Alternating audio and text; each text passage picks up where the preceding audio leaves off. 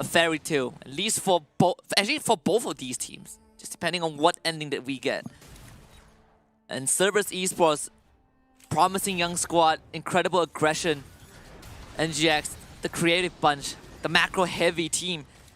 And you see these two teams trading blows in the drafting phase. It's a very, very interesting sight to behold. Yeah. Draw is an absolute mat ladder. You see he just basically pushes that toggle all the way upwards, just looking for that auto attack. And Duckby's like, okay. I'm inclined to believe that he has Nimbus Cloak. Like he ignites, gets the movement speed, and he just does a staggering blow. That's basically most Nautilus players at level 1. Yeah. And especially with Demon Kai to be able to proc his own passive to also land double auto attacks every single time, he's going to be able to find a lot of damage to be dished out.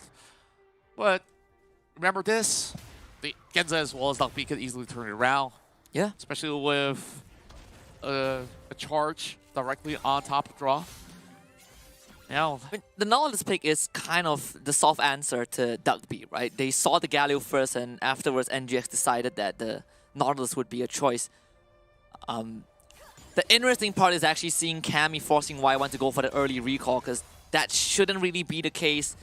On paper, the Gwen is going to find a bit of a problem dealing with those early level duels. Demon Kai certainly suffering very early on, and NGX completely evicted from this bottom lane. And they've already identified that the Lucian will be so susceptible to an early game pressure dive, and they just have to give so much leeway. Aaron though, dangerous. Yeah, just literally playing with fire. He still is keeping his ignite, but unfortunately will have to recall. And you can see why Y1 playing a very cautious game as well, that ward being dropped down, and seeing the movement of Joshi. But then look at the platings. I mean, how much Champion has gotten out of that, and it's against a Fiora, which a Fiora is supposed to actually win some of all these trades. And interestingly enough, we are only 2.5 minutes in, but I can already safely say that this is the slowest start that we have had. Without First Bloods. Yeah, in this best of 7. Make it 3 minutes. It's a gang mid, Death Mark, BMM, about to explode. And he has no way out. First blood for Aaron in under 3 minutes. Still 2 minutes, then, if that's the case. It's still 2 minutes longer. It's a fair point. And even though with members of NIGMA Galaxy being shoved aside, they've been able to rotate and find that pick against BMM, who have already utilized everything in the back. Yeah. Including the flash, so they definitely took the best chance. Joshi, once he does complete the Luna's Echo, I think like he will be able to actually get a lot being done over on the Baron lane. What worries me a bit is definitely how is NGX having so much crowd control. If Meliodas gets caught trying to dash in for a potential kill, you have so much follow-up from NGX to keep him in place. Really knock him down. Both teams baiting for a kill. Y1 is the one that eats it first. Dawning Shadow used very early on, and Chammy still has that final proc of the needlework, I believe. But Y1 should be able to get out of this with the help of Genza.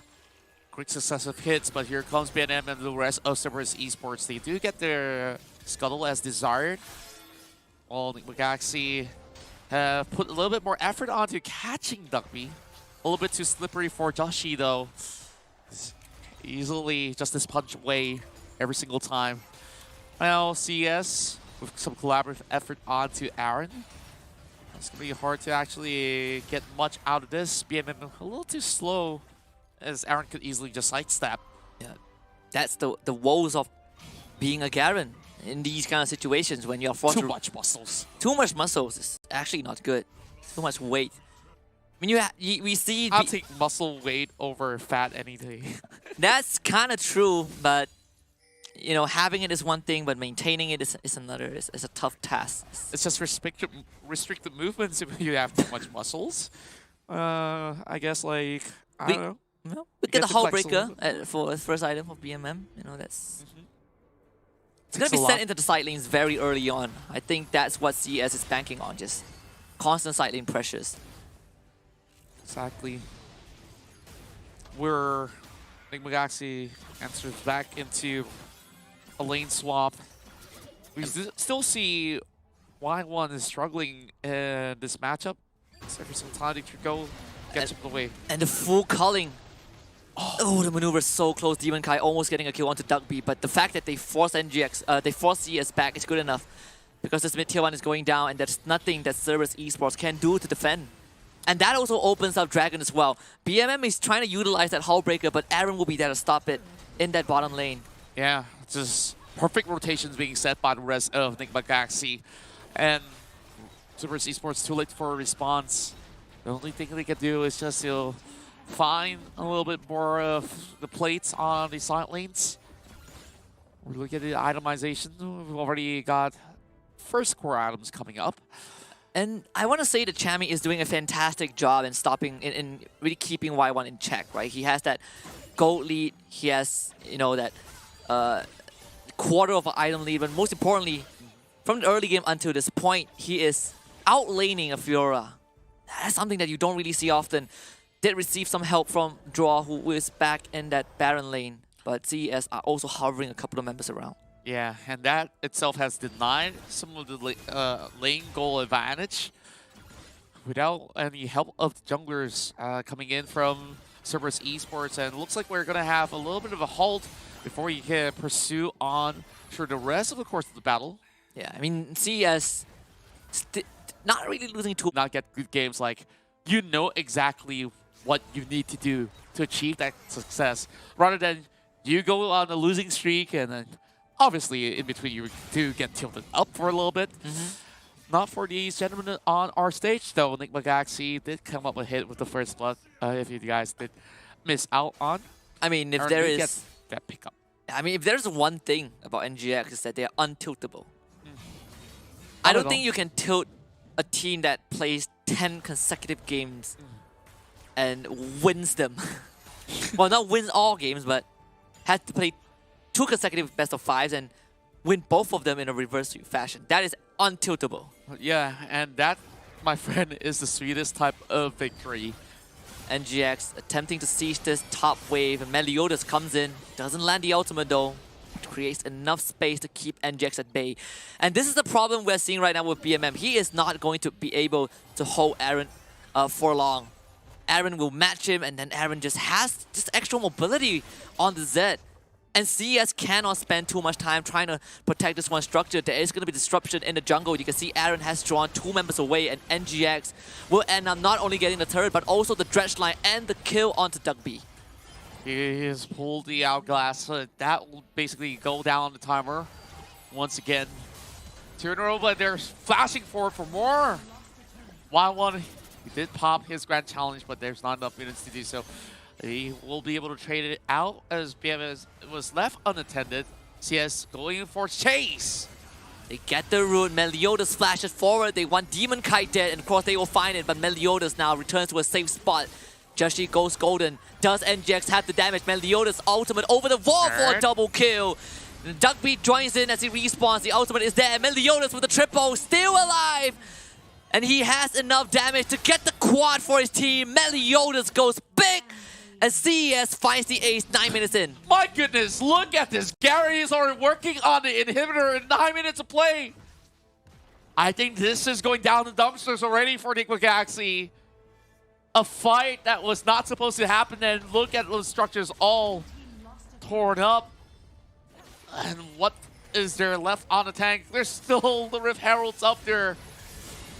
And my goodness gracious, Cerberus Esports just basically finding quite the ace.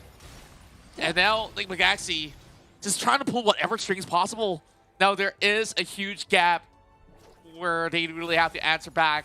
Even if you park Chami on that bottom lane, it's going to take forever for him to get anything out of it. Cerberus can just basically trill into the jungle, get some catches, and we've already seen many times in that team fight, Genza landing huge snares, and that has kept NGX stuck inside of the jungle for quite some time.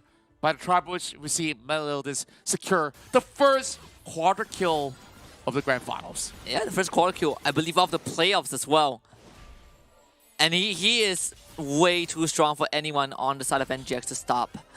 And NGX have dealt with a fat Yoni before, but to this grand degree, it is not going to be easy. He's sending 2 members down bot. BMM is going to be the target. Aaron now pops the death mark, exhausted the BMM. Demon Kai following behind. They need BMM down as soon as possible. He gets the heal from Genza. Aaron set ablaze by the ignite, but it's not enough to torch him. NGX needed that kill.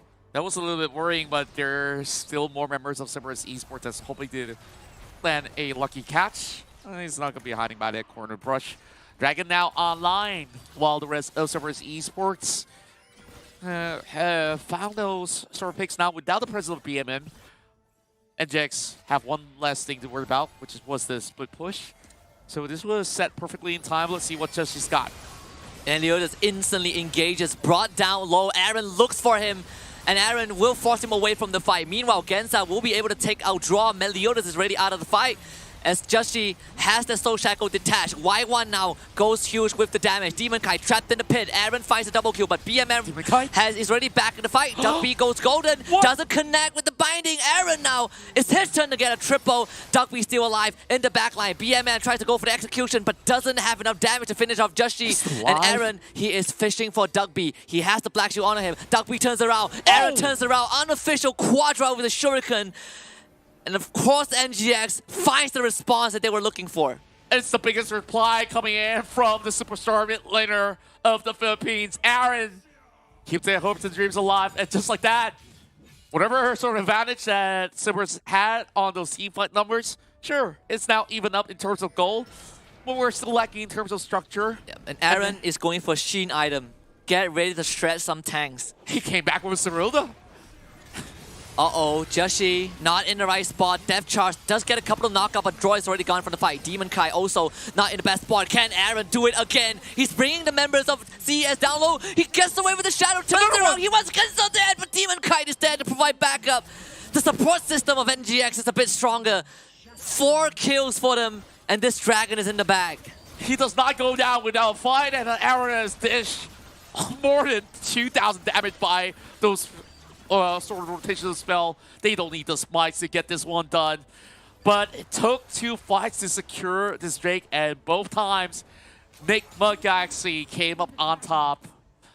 But CERBERUS Esports, I think like they did manage to have some really good takes of their own. Chami now having the scissors to snip away much quicker. This Nasher 2 has already been up online. Next on board with a Rapidon's death cap, we will see Y1 struggling to even find answers back. Sure, they do have the Oblivion King on both Melly as well as Y1. That will only be effective towards some of the tanky units, of course, giving them a little bit more of this threat with the out attacks. And Aaron should have enough to deal with BMM with that Sheen in hand. He's probably going to go for that Triforce. So we do see the dagger as well. If he gets the Triforce, I don't think BMM can even stand up to him, even with that Hullbreaker. This Herald also has to be sacrificed. We don't often see Zed go on Trinity Force builds. But when you are stacked with so much money, might as well go ahead to use that to the advantage so we could basically team fight for a little bit longer. CERBERUS found a little bit more room to secure themselves that tier 1 turret to be crushed. And Bugatti hoping to spot a catch as they move deeper into the jungle. And GX are pushing back, slowly gaining ground in CES's part of the map. And this is crucial for them. They need to know where CES are, especially Meliodas. That is the main target they need to kill off. And we saw how fast the previous fight crumbled for CES. The moment they lost Meliodas, Demon Kai is acting as a fish bait. Aaron is in the wings. They have that ward over the wall. Aaron, he's going to show his face first. Chami going on the split push to get the death charge. Deathmark doesn't really connect. Duckbeak goes golden. Meliodas will also retreat with the soul unbound. They have the exhaust onto Aaron. Gets away with the shadows, but bottom lane getting pushed by Y1. NGX, they need to go for the recall right now, and Aaron will be the one that takes on the task. But it might be too late though. It will take some time. Y1 is gonna get this turret. Middle lane, what you need. The fight continues. Duck B needs to get away. Flash forward. And from Demon Kai, and he gets that kill. But now it's gonna be Aaron against Y1. And then Aaron gets an easy solo kill. But CES was able to break the turret, the inhib turret in the bot lane. And yet again, NIGMA Galaxy only walked away with 2 kills. But CES, they still managed to pull off a solid defense. Maybe not for long though. BMM is just gonna rush right in. They will break this mid tier 2 at least. They get a binding from the wayside, and BMM gets absolutely eviscerated. They might even end up losing Genza, but he goes golden. Meliodas cannot do it all on his own. And Chami finds the triple kill. And NGX will rejoice in the crowds. The lead is now gained once more for the 3rd time in this best of 7. NGX puts themselves 1 game away from calling themselves champions. NIGMA Galaxy about to wave the Filipino flag on stage, I do believe, if they do get 1 more win in the series. And it went down to that huge decision coming in from the rest of Cerberus Esports